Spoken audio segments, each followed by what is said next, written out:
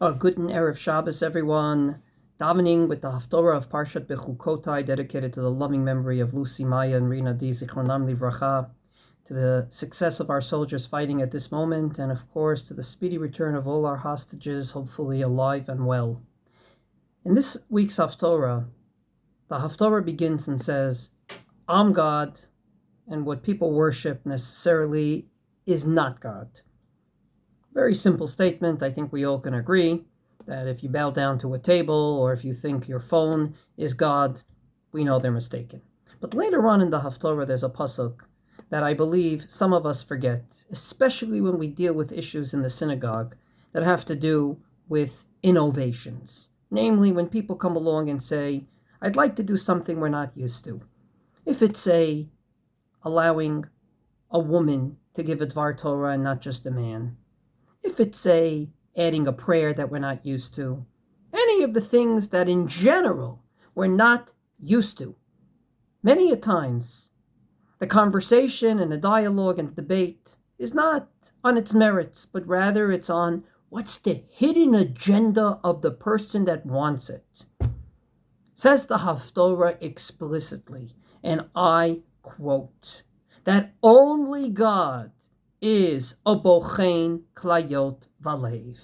Only God is able to know what's in your heart, not another human being.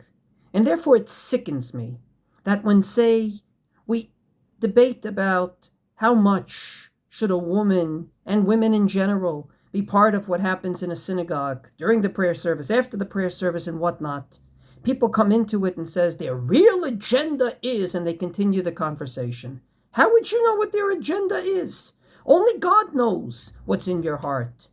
So deal with the issue, debate the issue on its merits, but don't start telling other people what their agenda really, quote unquote, is.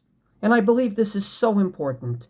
Anytime you want to add or diminish things within synagogue practice, only God can know what's in our hearts, not a fellow human being. So yes, we have to always have our hand on the pulse, and we have to always ask ourselves if what we're doing in the synagogue is right. Do we have to change? Do we have to tweak? Do we have to refurbish?